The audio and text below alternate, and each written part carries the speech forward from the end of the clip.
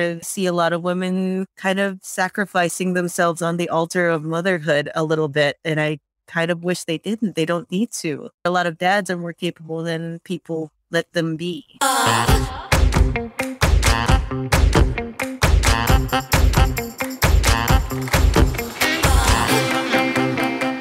Hey Zesties, welcome to the Gleeful Talkshow, where we share zesty stories to cultivate the happiness and hero within. For most 30-something women, we are confronted with numerous questions about life, our future, womanhood, career, and a lot more. I, for one, is certainly undergoing a lot of transformations as well as trying to plan out my future wherever I can. And one of the major decisions as women is on whether we decide to become a mother. So I decided to invite a new mom to her adorable son. She is an author and creator of children's books and videos for the English-speaking Filipino family. And fun fact, I did a voiceover on some of her content on her YouTube channel. So please do check them out, Zesties. Please welcome Kat of Tita Kit Kat Books. Hi, Kat. Hi, how are you doing? All right. So, shall we dig right in? So, I know you've recently become a mother, and I was very curious because I think a lot of my peers as well have the same question. So, how did you know when was the right time to have a kid? I mean, there's no right time to have a kid. If you had asked me about a year ago or 2 years ago, actually, I probably wouldn't have wanted children. The difference was that I have a vision of how I want to raise children, right? I wanted a partner because I don't want the single stress of, I didn't want to be a single parent because that's really, really difficult. And I don't think I have the patience or even the work ethic for that. So I wanted a specific kind of partner. And if I was still, if I was dating somebody else, I probably wouldn't want kids at all still. And, it's okay to be in your 30s and not want children. Yeah, I just got lucky and the time was right. That's a good kind of plan, I would say, because it will be a team, right? Well, for me, ideally, yes. But there are a lot of people that are single parents and they're probably better without a partner. That's just not my personality type. That's not my home life. If I have to live alone and be a single person, I'd probably only be able to take care of myself. To take care of somebody else, I needed help. I do know a lot of single mothers or single dads that are great at it and they're better because they get to make all the choices themselves. That's not how I would be able to do it. I can understand because I can't even imagine myself as well. Like if I can't even take care of myself right now. And If I was in a situation, I'd probably do the very Filipino thing and move back with my parents if I did find myself having a kid and not having a partner. So either way, I would need help. So I'm not so independent that I could have done it all by myself. yeah, I can't imagine for myself either. And since you've mentioned that, because you are currently based in the US and then your family is in the Philippines. No, we moved out of the Philippines back in 92. So my parents are actually in California. Most of my family are in the California or Seattle area. But I am on the East Coast because my husband is military. So we ended up in North Carolina. Now I'm getting a bit derailed, but I'm curious, were you brought up in a Filipino kind of way or like an American way or a mix? So, well, we moved to Switzerland first. And I would say of all the cultures that I identify with, there's a certain expat culture that I am most comfortable in. My parents, they didn't really raise me in the Filipino way because I think they really cared about us assimilating as best as we could. And then I think my teens or a little bit before my teens was when we moved to the US. So then I'm American in that sense. But I think there's an expat culture. That's what I would claim, kind of a third culture situation because I don't quite fit into the American. So, because you were in Switzerland, like a Swiss or French or German, because I think they speak different languages there. I learned French. The problem it's almost a little bit embarrassing now, but I used to only speak Tagalog. We got to Switzerland and then I switched to English because that was what my school was in. And my parents are obviously fluent in English as well. So everybody started speaking English. And my second language at the time was French. So now I actually speak French better than I speak Tagalog. That's why I'm now trying to relearn because obviously I have a kid. It's important for me to pass on that heritage. But when it was just me, I look Filipino. People will know that I'm Filipino before they hear me or anything like that. I now have a redheaded child and I want him to feel Filipino. It's kind of harder to do when you're redheaded. Ah, yeah. Wow. What an interesting story that I didn't even expect, which I'm pleasantly surprised. So you grew up in Switzerland and you've been in the US. So how is it being pregnant and maybe away from your family and in the US? So how does that feel like? I mean, it was okay. I had an okay pregnancy up until the end. Labor was terrible because that lasted like 3 days. But the pregnancy was great. I was able to work out for almost all of it. And then at the end, it was just terrible. But thankfully, you kind of block out most of that. My parents came in about a couple weeks after the birth. And then they hung out with us for a while, taking, kind of bonding with the child. And then, every once in a while, I'm going to have them just live with me for a few weeks so that they can take care of the kid and get to know him a little bit. But I mean, it's not ideal. I wish that we all lived in the same place, obviously, because I obviously have, I'm a tita. I have nephew and a niece, and I was very very close with them while I lived. So, when I was still living in California before I moved. Now they're growing up really really fast, and with COVID, I can't travel. So, and I'm definitely not gonna take my son on a plane right now. So I feel awful that he's not knowing his cousins, and his cousins don't really get to meet him outside of FaceTime. Yeah, so that was hard, and I think if it wasn't for COVID, it would be a little bit easier. But yeah, that's just kind of what we have to deal with. And unfortunately, with the US, it's not necessarily the most maternity friendly country in the world. It can be very expensive to have a kid. And then maternity leave is very, very short, or, you don't get it. Some people don't get it at all. They have to use their vacation time because it's not mandated. So that's one of the difficulties. Every other Western country has like at least a few months of mandated. It's in the United States, it's recommended that we get maternity leave, but if it lasts more than 2 months, it's pretty surprising. Yeah, very surprised because a lot of, Filipinos know this American dream, right? So, but now I think mostly go to Canada because of the good, healthcare and all the good benefits there. And now I actually understood why they wanted to go because I was kind of like, should I go to Australia or Canada? But I have an aunt in the US and then she said, why did you go to Australia? And I was like complaining, it's everything is so expensive here. Well, I mean, if you want to live in America and you are very career oriented, individualistic, that's great. This is probably a great place for you, right? That's what I was in my 20s, and that's how I felt in my 20s. If you want a big family, like a lot of Filipinos, very family oriented, they want to have a lot of children. Maybe the United States is a very difficult place to be to do that. You mentioned that you were doing okay when you were pregnant. So you didn't had any fears or did you had fears during that point in your life? I certainly had a lot of anxiety because, this creature is going to take over my entire life. This creature. I wasn't afraid necessarily about like, we don't have to worry about if we're going to be able to pay the bills or anything like that. Because having two incomes and, having my husband, that was a really great safety net. I was more afraid of like, am I going to be a terrible mother? Obviously, am I going to be able to send him to college? Am I going to raise a serial killer? These are things that I was thinking about. Am I going to show them enough affection? Am I going to make, a very spoiled or terrible child? Are they going to have attachment issues? So I spent a lot of my pregnancy reading a lot of psychology books, trying to figure out how I wanted to parent. Well, that's a good preparation, at least, to update also your anxiety. At least you arm yourself with knowledge. And so, right now, how do you manage being a mom, a wife, an author, and whatever your day job is? So, how do you manage that? So we hired help. I have a nanny.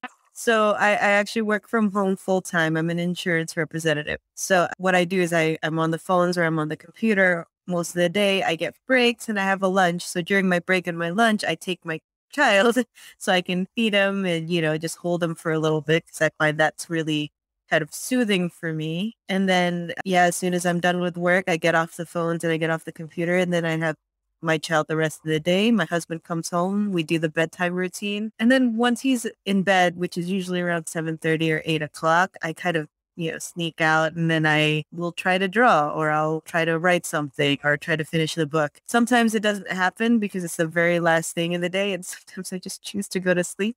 So that's why I haven't been producing as much lately. It's been, I don't know, about 6 months since I really created a book. So it's been a while. I did those videos, but and then I stopped because I started getting really tired and sleepy. And does he wake up in the night and start crying? Because I heard when I was a kid, my mom was like, "Oh, I was like really crying all the time. They didn't get sleep." So how was it for you? He's actually a really easy child. He's very predictable. So I know exactly when I have to wake up. So usually he's in bed by 7:30. The next time I have to feed him is 11 o'clock. And then at 2:30.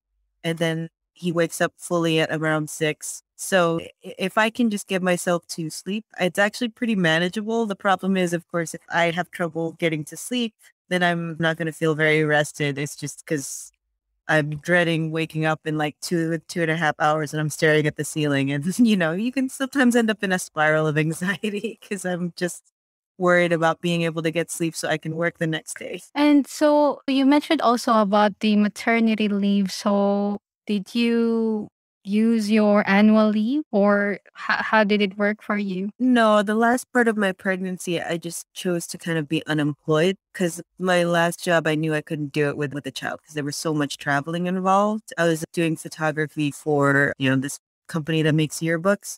So I had to travel over the, couple states and do overnights and kind of take everybody's yearbook photos and things like that. The pay was really, really good. The company was really great. But that level of traveling, I don't think my husband would have been able to kind of deal with that as well, especially since, we were trying to breastfeed. We were trying to make sure that we were making nice routines and good choices and reduce stress for everybody. So I ended up looking for a stay-at-home position. And then I managed to find it when I was about 8 months pregnant. I did the interview and then they hired me a couple weeks later. And then it started 3 weeks after I gave birth. Oh, wow. You try to manage and work around. Just very curious about being a mom and away with your family. So, what are the struggles aside from being away from the family, like right now? Even if you have a nanny, what's your main struggle? I would still say childcare. I mean, there's a lot of people that are willing to babysit and stuff, but I don't think they necessarily understand how finicky my child can be. I still have a lot of anxiety being away from him because I'm at home, right? If anything goes wrong, I can just turn off what I'm doing and go take care of my kid if the nanny's getting overwhelmed or if he's getting really upset. So I have a lot of problems leaving the house because I don't want to. I want to be around my kid all the time, except for the only time that I'm okay leaving him is when he's with like right now. My husband just took him downstairs to get breakfast. The only person I really trust other than my nanny is my husband with my child. So that can be a little bit difficult because, my husband and I haven't had a date night probably since before the kid was born. He's 5 months old. So we spend a lot of time at home, and I know my husband started to get a little impatient just because he can't get me out. Is it because of the COVID situation as well, right? Or includes that? A little bit the COVID thing, and then also a little bit just because everything in the house is exactly how I want it. So I'm very picky about where everything is in the home because it kind of maximizes the efficiency of taking care of my sons. Even right now, we're on a road trip to New York. He's going to meet his other grandparents now, or his other grandparent. The planning that it took just to get the kid out of the house or just to get this road trip to happen, we've been planning this for weeks. The amount of stuff you have to bring when you have a baby, even if it's just down the road, it's a lot. So things like that were things I didn't really consider because with my niece and nephew, there were times where they're like, I'm thirsty. And I was like, oh, sorry. You want some coffee? I'm bringing it up for them. But they were already like a year or something like that. So they're a little more resilient with a baby that doesn't walk yet. The amount of stuff you bring is amazing. I can put all my stuff in an overnight bag or a gym bag. His stuff is like the entire back of a truck. Oh, so were you this type of person before, like, rigorous planning and all before you were a mom? They won't know. If I was gonna do a trip or something like that, I would pack maybe 30 minutes before. I would never put anything under the plate. I would always only have carry-on because I didn't need anything else. And if I figured if I did need it, I'd be able to find it or I can do without it. It'll be fine. But now everything has to be, we have to pack, we have to check everything. We have to make sure that everything is, the amount of stuff we pack for this kid is amazing. This is the joke that we kind of have a lot is, I don't know how much you know about American history, but Lewis and Clark, they went from the East Coast all the way to the Pacific. They walked of course, they were explorers. So they walked the whole time. They had this Native American lady with them and she was their guide and she had her baby on her for the whole time. It took, I think, a year and something. So she just had the baby on her back and walked from one side of the country to the other. And I'm sitting here going, well, we need the baby tub. We need the baby's bathtub. I mean, I don't understand. I don't understand how she was able to do that. Oh, well, the times have changed. Like, I don't understand how that baby didn't like attract a bunch of attention. I can't get this baby to stop crying sometimes. I just don't know. That woman is a hero.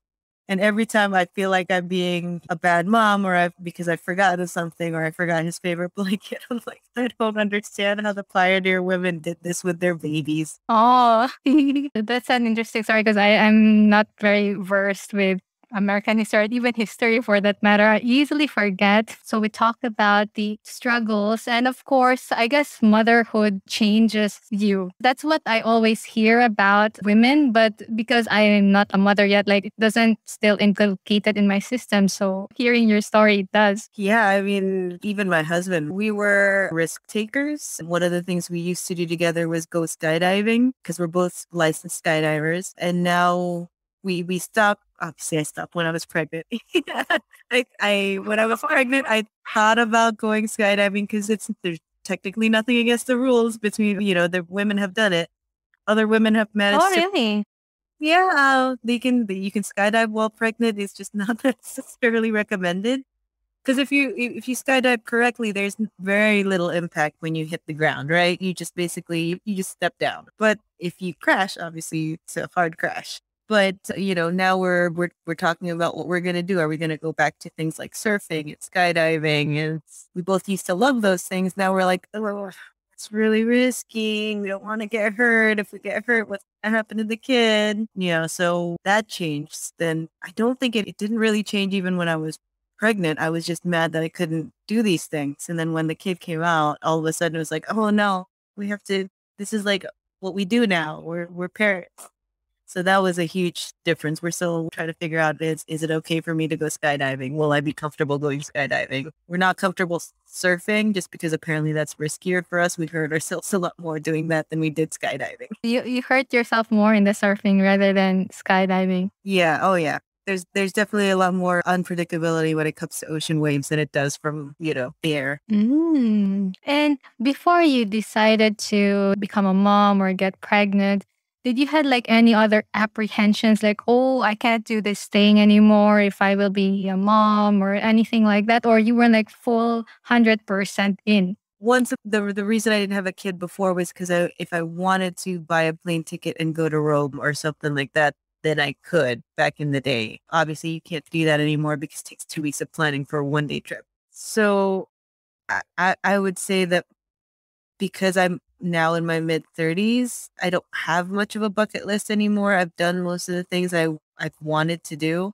There's very little appeal in like backpacking and sleeping under bridges or camping out in the woods or hitchhiking. All of those adventurous things are really hard on the body. And I am a little tired now. We get hotel rooms when we need to stay someplace instead of staying in a hostel. So I think I was ready. I was kind of ready to stop living that kind of life anyway. So I think I didn't have to give up as much. If I had had a kid in my 20s, I think I would have been a little resentful about not being able to do those things. But now in my 30s, I'm ready to stay at home. I'm ready to just be that predictable person now. It's like when COVID happened, I was kind of okay with being quarantined. That it was not a big deal to not go to bars and restaurants for me and just stay home. It was great for me.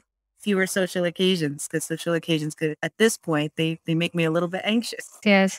Do you consider yourself an introverted spectrum or extroverted spectrum? Very introverted, I would say. But in my 20s, I was introverted, but I was active. I always wanted to go hiking. I always wanted to go see something. I always wanted to do something.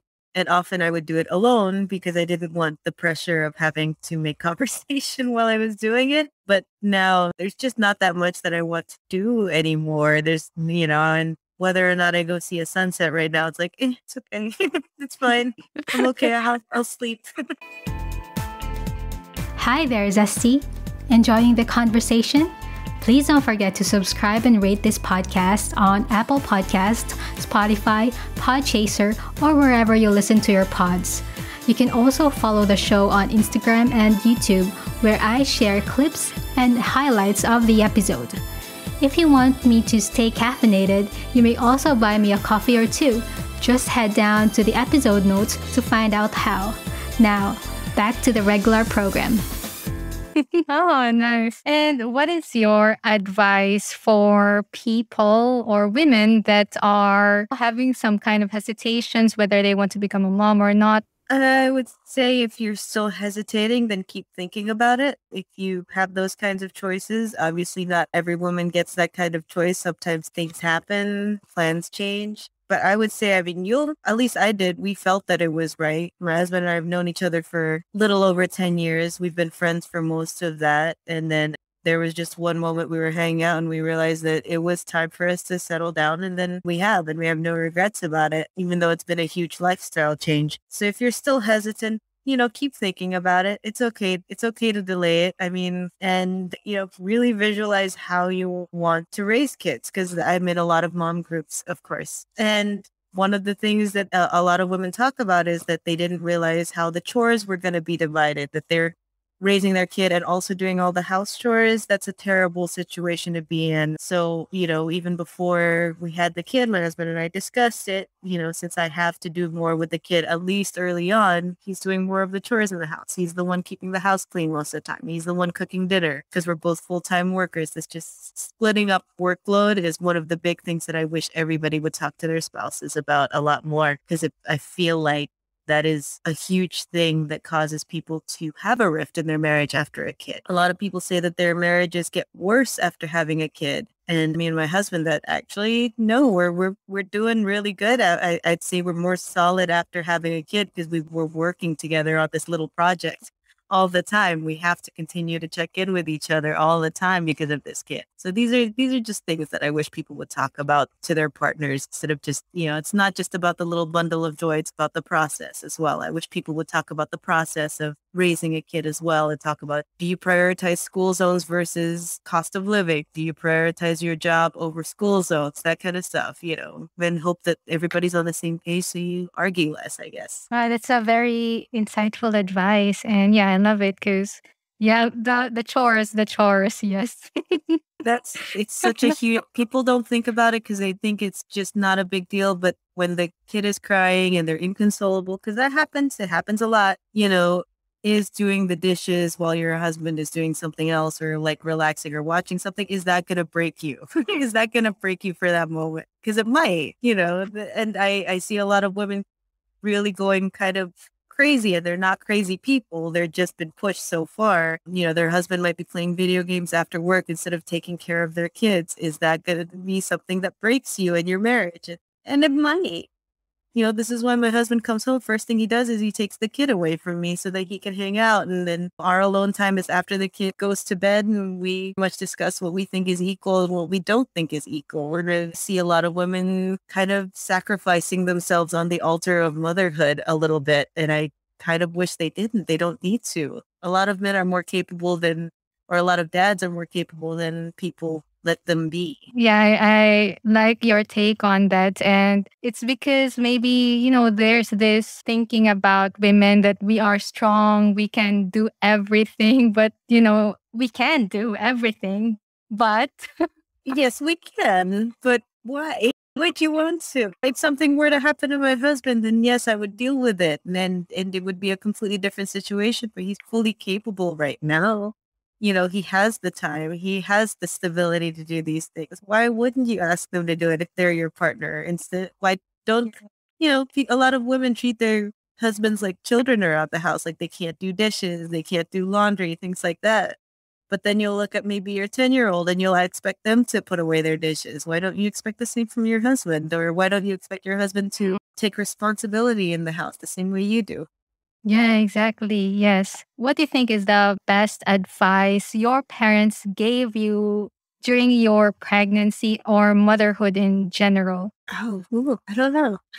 That's a hard one. I mean, my mother just kind of let me do whatever I wanted. She didn't really put a lot of input in it unless it was something really, I mean, I don't think she just kind of left me alone to figure it out. And then she'd be very encouraging if I was making a decision that was slightly different. Like, okay, so my son and I, we bed share, which is something kind of looked down upon right now. Bed sharing. So instead of my son sleeping in a crib, he sleeps with me in the bed. Right. And that's something that is not recommended at the moment. I think the first 2, 3 weeks or so that I had him, he would just not sleep unless he was close to me. So my mother was just like, "It's fine. You're alive."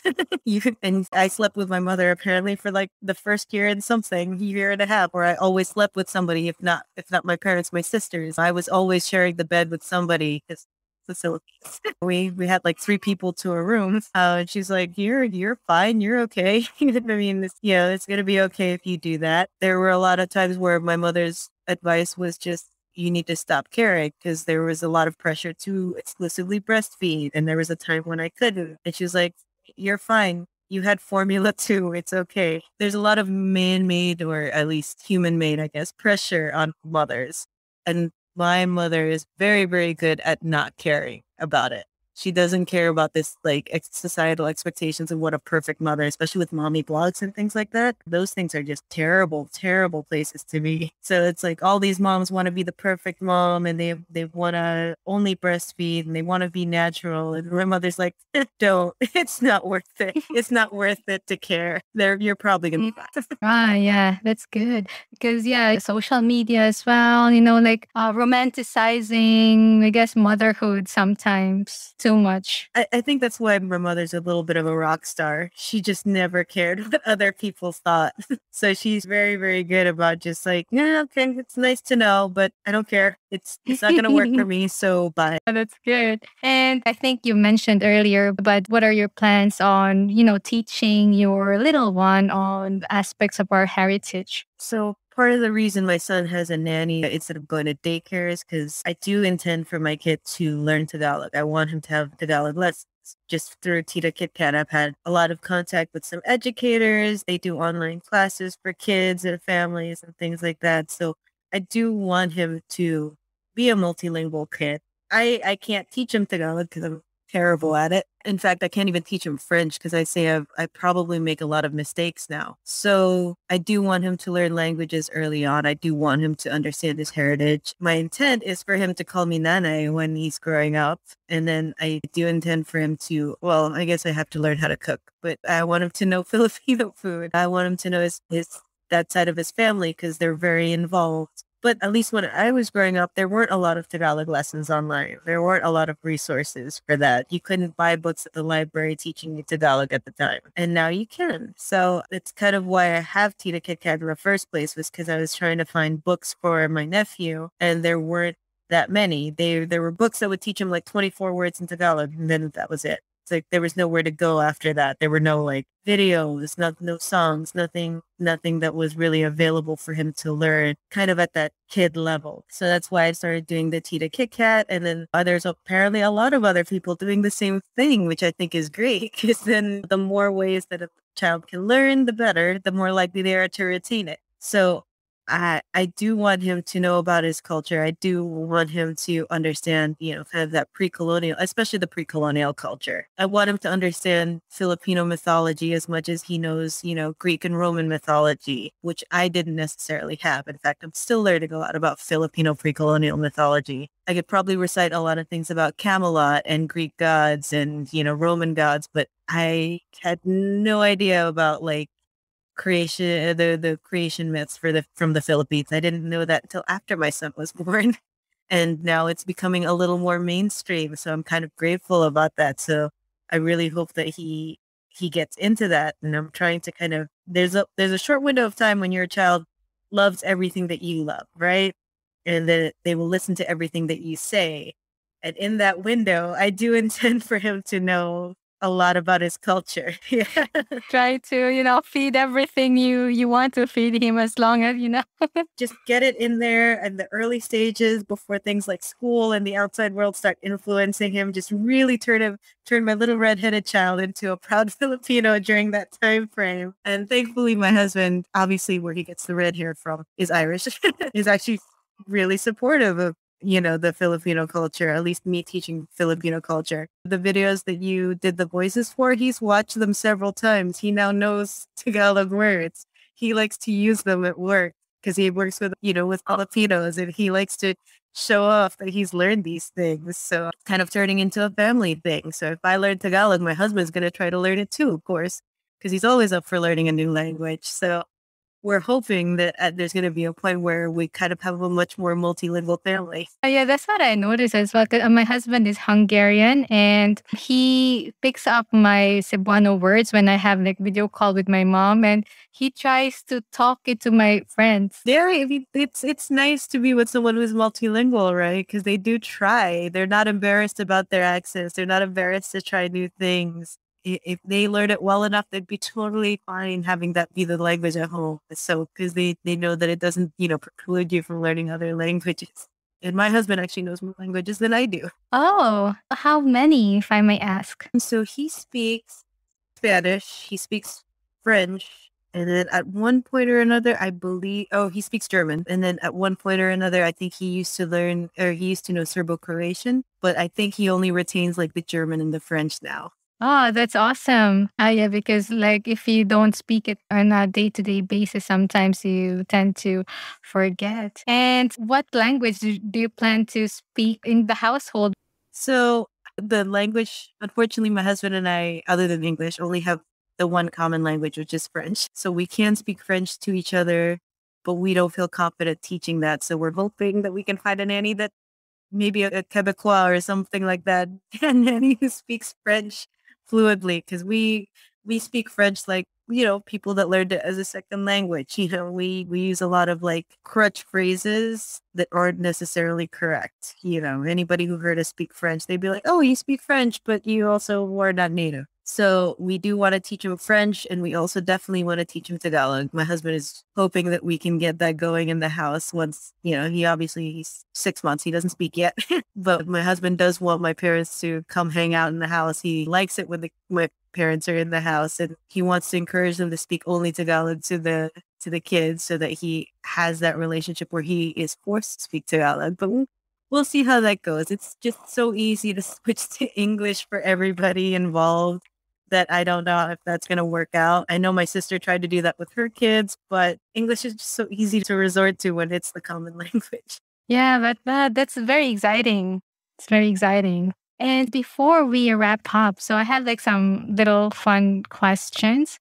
So since you're starting to learn Filipino mythology, if you would have to associate yourself with a Filipino mythological creature or story, which one would that be? Oh, well, still not sure. I don't think I know them all well enough. The one that I like right now is the Halia myth with Bakunawa, the sea serpent that swallows the moon and causes the eclipse. I actually started kind of relating to the sea serpent because at least the myth as kind of interpreted it was that she was a lonely sea serpent living in the depths of the ocean in total darkness all the time and became fascinated with the moons because she became fascinated with their light. So to me, it's like, I don't know do you know Lord of the Rings at all? Yeah, yeah, yeah. So you know how Gollum, a lot of people kind of empathize with Gollum and his loneliness. I thought that was kind of what I started feeling for, the sea serpent, because I was like, oh, she just wanted to be loved. So that's not how the myth was originally intended. That's a very modern interpretation of her story, but that was kind of how I felt. I was like, oh, she just wanted to be loved. She just wanted a little bit of light in her life. And then she ended up swallowing the moons. But in the meantime, she was being nice. She just wanted to, if somebody had just cared about her a little bit, maybe this wouldn't have happened. Yes, it's a very good interpretation, though. Like you're empathizing on the character. Yeah, I also empathize with Gollum in Lord of the Rings, which is, again, terrible. He was a bad guy, of course, but I was just like, oh, he just needed a little bit of affection. He needed a good social worker. Yeah, yeah. Okay, next question. If there is a song that could describe your feeling right now or lately, what would it be? Ooh.